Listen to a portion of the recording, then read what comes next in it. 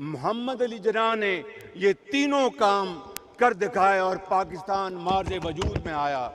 किस तरह भारत ने एक झूठे खुद साख्ता इल्ज़ाम की आड़ लेकर अचानक पाकिस्तान पर हमला किया।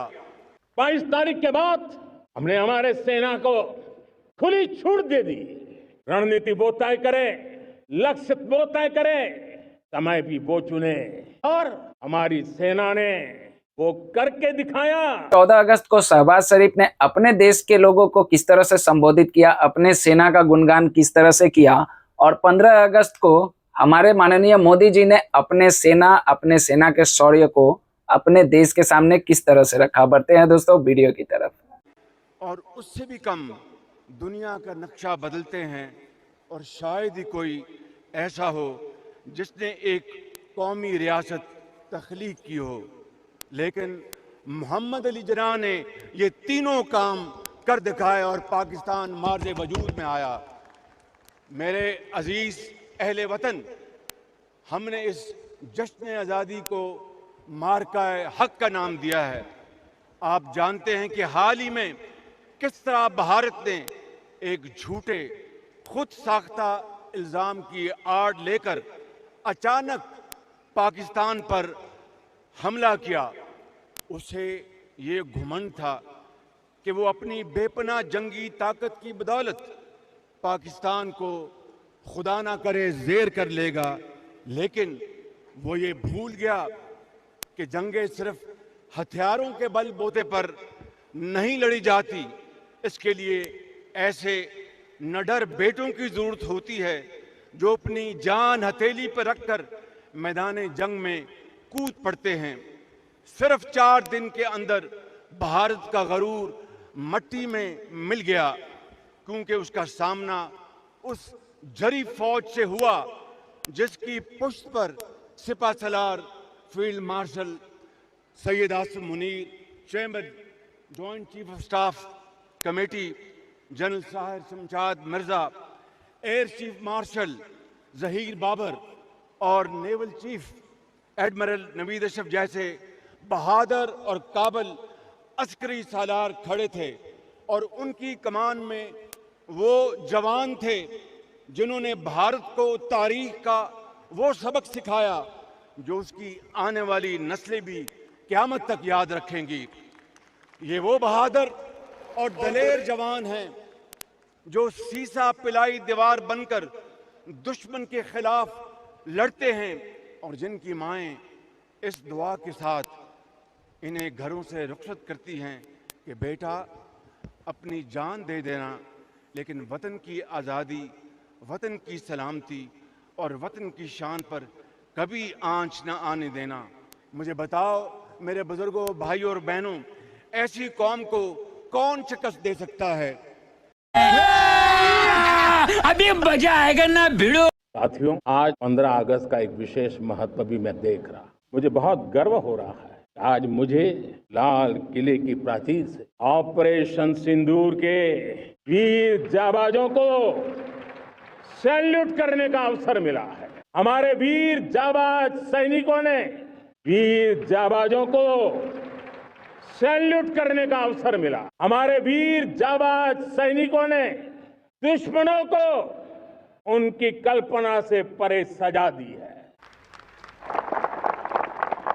इस अपील को पहलगाम में सीमा पार से आतंकियों ने आकर के जिस प्रकार का कत्ले आम किया, धर्म पूछ पूछ करके लोगों को मारा गया, पति के सामने पति को गोलियां दी, बच्चों के सामने अपने पिता को मौत के घाट उतार दिया गया। पूरा हिंदुस्तान आक्रोश से भरा हुआ था। पूरा विश्व भी इस प्रकार से संहार से चौंक गया था।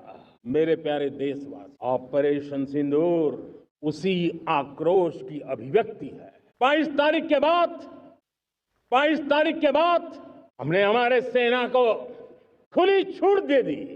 रणनीति वो तय करे, लक्ष्य वो तय करे, समय भी वो चुने और हमारी सेना ने वो करके दिखाया जो कई दशकों तक कभी हुआ नहीं था।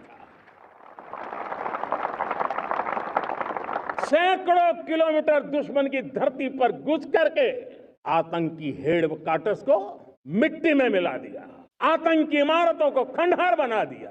पाकिस्तान की नींद अभी भी उड़ी हुई है। पाकिस्तान में हुई तबाही इतनी बड़ी है कि रोज नए नए खुलासे हो रहे हैं, नई नई जानकारियां आ रही। मेरे प्यारे देशवासियों, हमारा देश कई दशकों से आतंक को झेलता आया हुआ, देश के सीने को छलनी कर दिया गया है। अब हमने एक न्यू नॉर्मल प्रस्थापित किया। आतंक को और आतंकी को पालने पोसने वालों को, आतंकियों को ताकत देने वालों को अब हम अलग अलग नहीं मानेंगे। वो मानवता के समान दुश्मन है, उनके बीच कोई फर्क नहीं है। अब भारत ने तय कर लिया है कि न्यूक्लियर की धमकियों को अब हम सहने वाले नहीं हैं। न्यूक्लियर ब्लैकमेल लंबे अरसे से चलाया, अब वो ब्लैकमेल नहीं सहा जाएगा। आगे भी अगर दुश्मनों ने ये कोशिश जारी रखी, हमारी सेना तय करेगी, सेना की शर्तों पर, सेना जो समय निर्धारित करे उस समय पर, सेना जो तौर तरीके तय करे उस तौर तरीके से, सेना जो लक्ष्य तय करे उस लक्ष्य को अब हम अमल में ला करके रहने वाले हैं। हम मुंह तोड़ जवाब देंगे।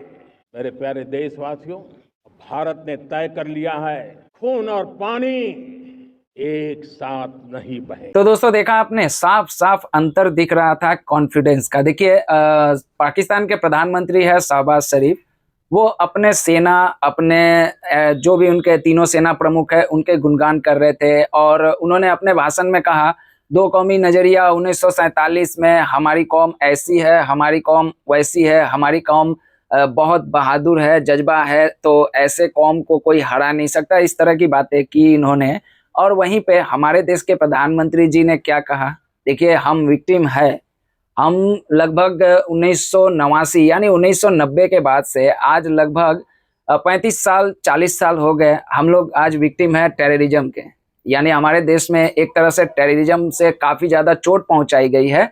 तो हमारा तो हक बनता है, और हमारे हक बनने का कारण ये भी है कि हाल फिलहाल में आप सभी लोगों को पता था कि पहलगाम में जिस तरह का एक घटना घटा, तो पूरे देश का खून खौला। और खून खौलने के बाद में हमारे देश को या फिर किसी भी एक स्वाधीन देश को क्या करना चाहिए था वो आप लोगों ने देख लिया। तो मोदी जी ने वही कहा।